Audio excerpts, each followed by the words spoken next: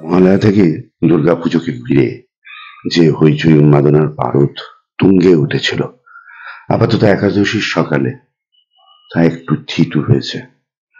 আমরা এসে পৌঁছলাম হাওড়া স্টেশনে। ঢোকার আগেই বাইরে একটু এক কাপ চা খেয়ে নিল। তারপর আস্তে আস্তে গিয়ে 10 নম্বর প্ল্যাটফর্মে বসে আছে 12019 হাওড়া রাঁচি শতাব্দী এক্সপ্রেস।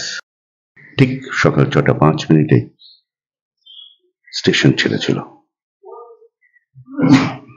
ট্রেন ছাড়লে একটু নিজেদের মধ্যে হালকা কথাবার্তা, কিছুটা এগিয়ে যেতে বেশ কিছুটা হবে, যেরকম চারপাশের দৃশ্যগুলো থাকে, কিন্তু আচমকা দৃশ্যগুলো বদলে যেতে লাগলো একদম বোকারো স্টিল সিটি পেরিয়ে যাওয়ার পরেই। রাস্তার দুপাশে দুরকম চিত্র।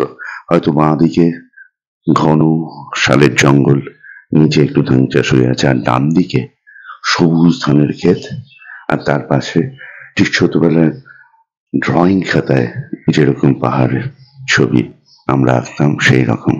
এই করতে করতে ট্রেন আমাদের নির্দিষ্ট সময়ের 15 মিনিট আগেই রাঁচি স্টেশনে পৌঁছে দিল।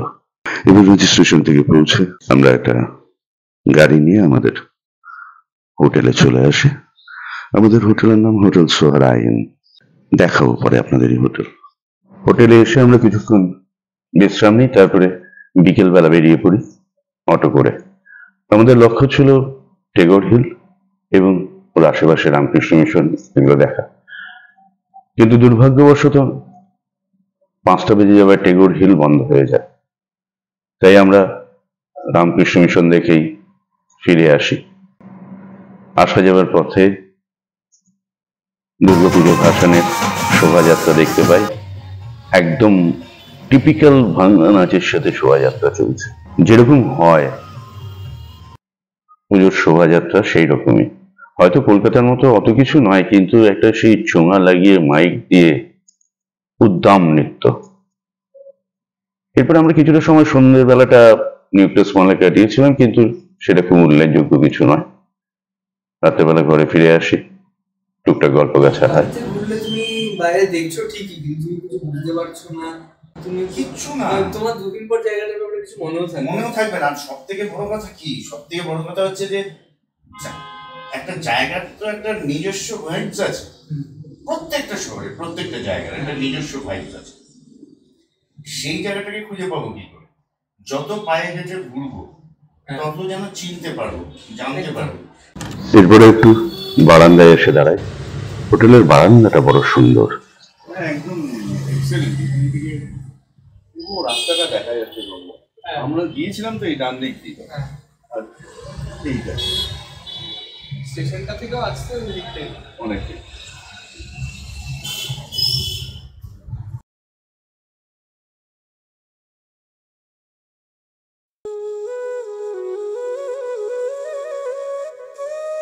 পরের দিন ভোরবেলা যথারীতি আমি একাই হাঁটতে বেরোই। এবার হোটেলের পেছন দিক দিয়ে রাস্তাটা ধরি। সেইখানে ছোট বড় বেশ টিলা পাহাড় আছে। একটা বড় টিলা পাহাড়ের উপর থেকে জল সরবরাহ হয়। আমি হাঁটতে থাকি।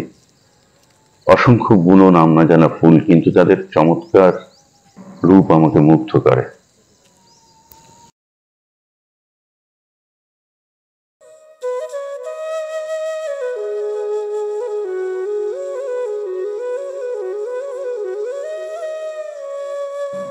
কখনো ছুটে গিয়ে একটু উপরে টিলার উপরে গিয়ে দাঁড়াই, সেখান থেকে দাঁড়িয়ে দেখি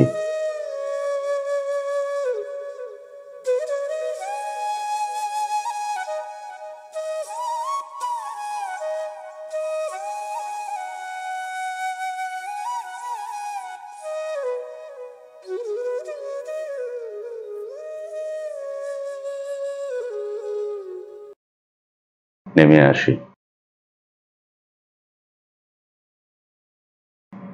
আর 5টা শহরের মতনই এই শহরেরও ঘুম ভাঙে ধীরে ধীরে। চিত্রগুলো একই রকম। কিছু মানুষ মর্নিং ওয়াক করছে, কেউ জগিং করছে, বাচ্চাদের নিয়ে বাবা মারা স্কুল বাসে তুলে দিচ্ছে। আমি একটু হেঁটে একটা চায়ের দোকানে দাঁড়াই, একটু চা খাই, দু একজন সকালের কাগজে চোখ বুলোচ্ছেন, তারপরে আমি আবার একটু হাঁটতে থাকি।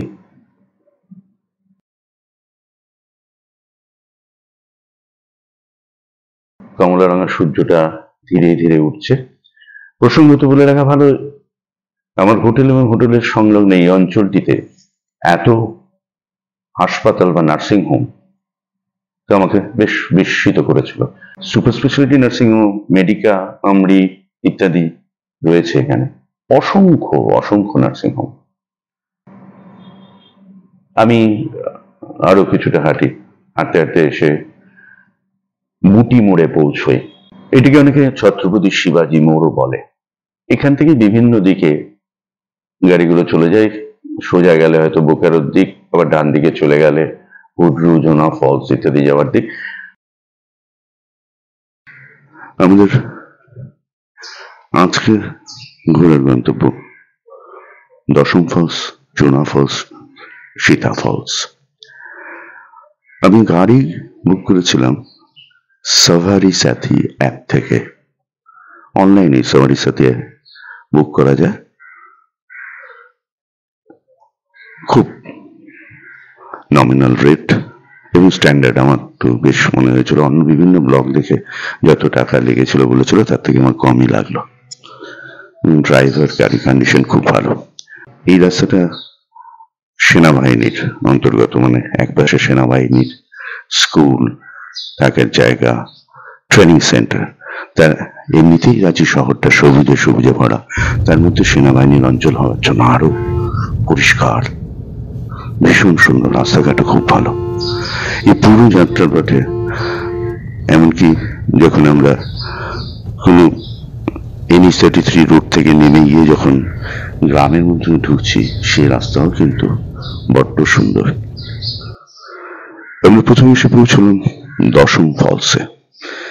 তাইমারা গ্রামের এই দশম ফলস 144 ফুট উঁচু থেকে পড়ছে সুবর্ণরেখায় এই নদীর জল। এখানে বেশ 2-3টে ভিউ পয়েন্ট আছে। এখানে সেই সকালে অনেক লোকজন এসে গেছে। ওই রকম একটা চারপাশে সবুজ বনানী, মাঝখানে রুক্ষ কালো পাথর, আর তার আগে জল পড়ছে, যেন মনে হচ্ছে, ঠিক দূর থেকে দেখে জল মনে হবে না, মনে হচ্ছে কেউ যেন দুধ ঢেলে দিয়েছে। এইখানে কিছুক্ষণ ঘোরা, ছবি তোলা।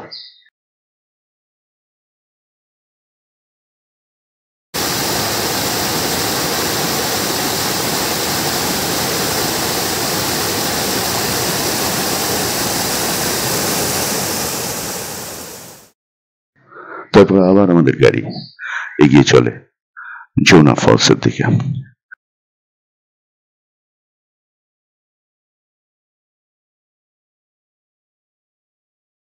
জোনা ফলসকে অনেকে গৌতমধারা ফলসও বলে। এর দুদিকে দুটো রাস্তা আছে। একটা রাস্তা অনেকগুলো সিঁড়ি বেয়ে উপরে উঠে যেতে হয়, একটা ডান দিকে চলে গেছে। আমরা ডান দিকের রাস্তাটা ধরি।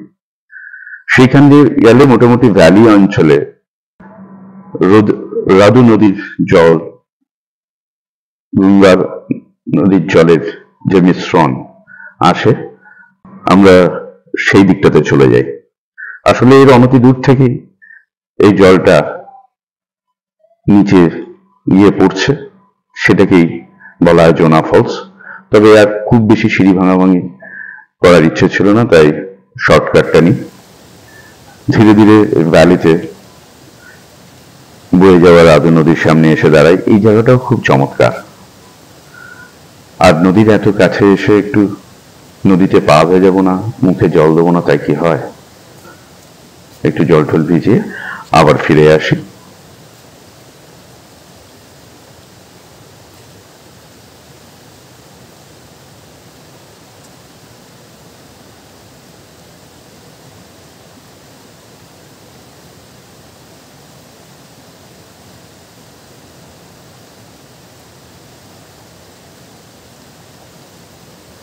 এই জায়গাটা পুরোটাই শালবনে ঘেরা। কেউ হাড়িয়া বিক্রি করছে 5 টাকা গ্লাস, সঙ্গে আবার ভেজানো ছোলা। আরো একটু এগিয়ে গেলে দেখা যায় মানুষজন নিজে হাতে বানাচ্ছে কিছু নানান রকম মডেল, সেগুলো দাঁড়িয়ে দেখা। এখানে আমরা দুপুরের খাওয়া দাওয়া সারি। দুপুরের খাওয়ায় ছিল দেশি চিকেনের ঝোল, খুবই সুস্বাদু। এরপর খানিকটা বিশ্রাম নিয়ে আমরা রওনা দিই সীতা ফলসের দিকে। যাওয়ার রাস্তাটাও কিন্তু খুব সুন্দর, উঁচু নিচু পাহাড়ি রাস্তা, দুপাশে শালের বন, ভীষণ ভালো লাগে। আস্তে আস্তে পৌঁছে যাই সীতা ফলসের কাছে। সীতা ফলসের সাথে জুড়ে আছে রাধু এবং সুবর্ণরেখার নাম। 144 ফিট উপর থেকে সীতা ফলস পড়ছে। এই দীর্ঘ সরপুরি সিঁড়ি বেয়ে সীতা ফলসের কাছে পৌঁছানো। আমরা আস্তে আস্তে নামতে থাকি। নামতে 6 মিনিট, উঠতে লেগেছিল 36 মিনিট। তবে এই আসা যাবার পথে দেখলাম সীতা ফলসের কাছে কিছু বাড়িঘর নির্মাণ হচ্ছে। হয়তো এখানে বন দপ্তরের কোনো আবাস হবে। খুবই সুন্দর জায়গা, যদি হয় খুবই ভালো লাগবে, বিশেষত বর্ষায় তো একদম ফাটাফাটি। এরপর কিছু সময় কাটিয়ে আমরা এবার আবার আমাদের হোটেলের উদ্দেশ্যে রওনা হই। রাস্তায় আস্তে আস্তে দেখি হাট বসেছে প্রচুর জিনিসপত্র নিয়ে। তবে মোটের উপর একটা কথা বলতে হয়, কিন্তু এখানে কিন্তু আনাজপত্রের দাম খুব কম কিছু নয়। কলকাতা বাজারেও রাঁচির কপি যেরকম লক্ষ্মী পুজোর সময় 50 টাকা, অন্য সময় 30 টাকা, এই বাজারেও তাই। আস্তে আস্তে ফিরে আসি, সূর্য তখন ঢলছে, বড় সুন্দর লাগছিল এই সময়টা। আমাদের দ্বিতীয় দিনের ভ্রমণ আপাতত এখানেই শেষ। চলুন কালকের প্রস্তুতি নিই।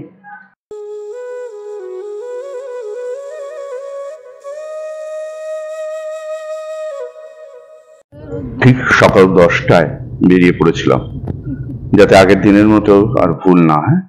10টা 5-এ এসে পৌঁছে টেগোর হিলে।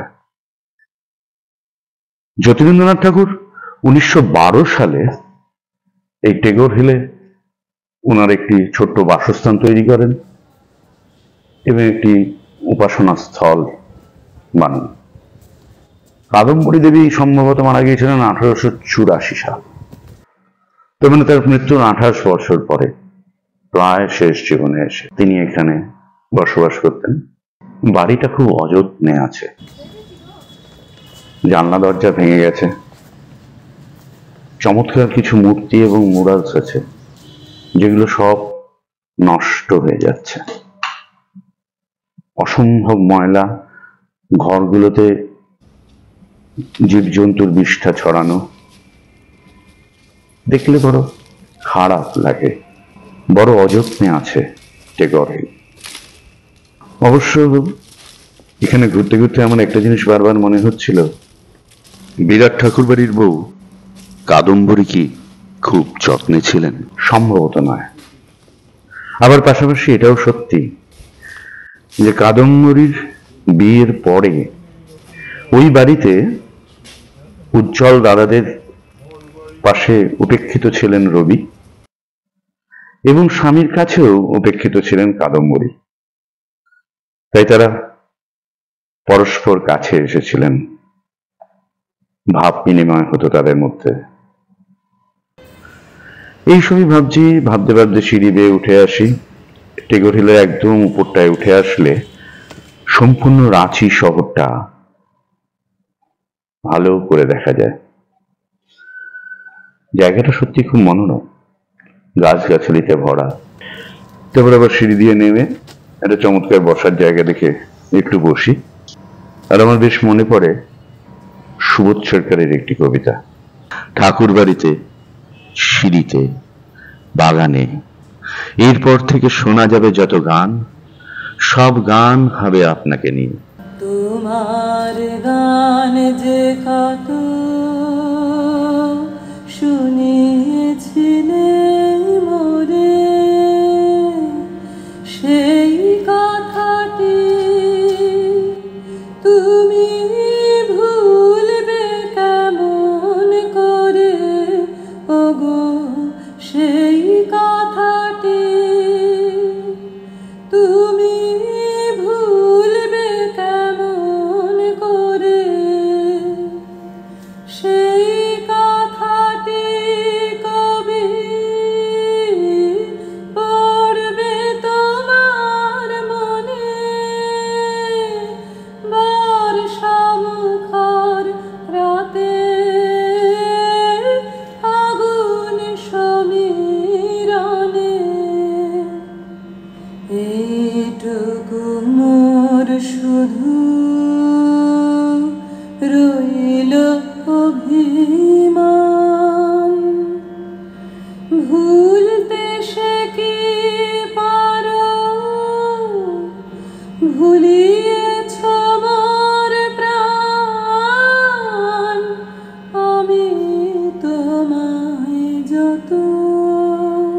থেকে আমাদের গাড়ি এগিয়ে চলে পাত্রাতু ভ্যালির দিকে।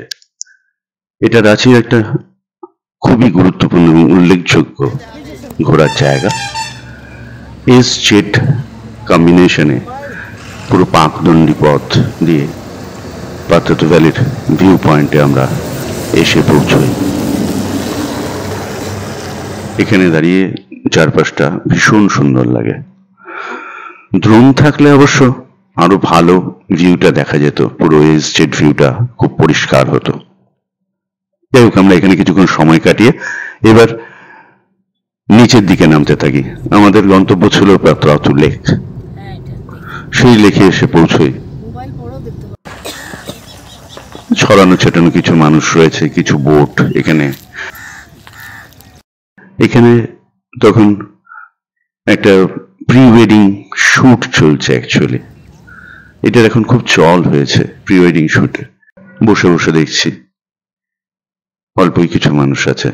তখন মনে হচ্ছে এই দাম্পত্য ব্যাপারটা বেশ ইন্টারেস্টিং। দাম্পত্য না বলে বলা ভালো, সম্পর্ক ব্যাপারটাই বেশ গোলমেলে।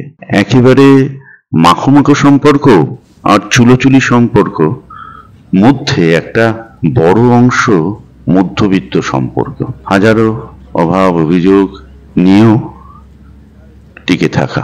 এরপরে এখান থেকে আমাদের গাড়ি এগিয়ে চলে হুড্রু ফলসের দিকে। আমরা হুড্রু ফলসের ঠিক ব্রিজটার উপর এসে দাঁড়াই। তারপর আরেকটু এগিয়ে যাই। আমরা দুপুরে খাওয়া দাওয়া এখানেই করেছিলাম, কিন্তু তার আগে আমরা হুড্রু ফলসের কাছে যাওয়া। এটা একটা অভিযানই বলা যায়। লোকমুখে শুনেছি 750 সিঁড়ি, আমার তো মনে হচ্ছে তারও বেশি হবে। নামতে যতক্ষণ লেগেছে, উঠতে তার 10 গুণ সময়। প্রত্যেকেরই চোখে মুখে একটা যেন ক্লান্তির ছাপ, আবার দেখতে যাওয়ার ইচ্ছেটাও প্রবল। যাকেই জিজ্ঞেস করি সেই বলে ওই তো এসে গেছেন, আপনি 50% কভার করে ফেলেছেন। এই 50% কভার করে ফেলেছেন যে আমি কতবার শুনলাম, ভাবছি বাপরে বাপ, আরো 50% যেতে হবে। যাক, অবশেষে এসে পৌঁছই হুড্রু ফলসের কাছে।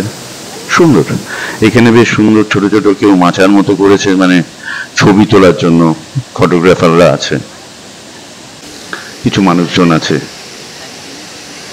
জায়গাটা বেশ সুন্দর। অতটা পথ নেমে এসেছি, এবার আবার উঠতে হবে, সুতরাং একটু গলা ভিজিয়ে নেওয়া। গলা ভিজিয়ে আমরা আবার উঠতে শুরু করি। তারপরে দুপুরের খাওয়া দাওয়া শেষ করে আমরা ফিরে চলি হোটেলের দিকে। আপাতত এইটুকুই আমাদের 2.5 দিনের রাঁচি ভ্রমণ। আরো অনেক জায়গা আছে। রাঁচিতে অসংখ্য ফলস আছে। রাঁচির থেকে নেতারহাট চলে যাওয়ার রাস্তাটাও খুব সুন্দর, কিন্তু সেটা হাতে আর একটু বেশি সময় থাকলে বোধহয় ভালো হতো। আমরা পরের দিন আবার সেই 12020 রাঁচি হাওড়া শতাব্দী এক্সপ্রেস ধরে ফিরে আসি আমার কলকাতার কাছে রাত্রি 9:30টায়।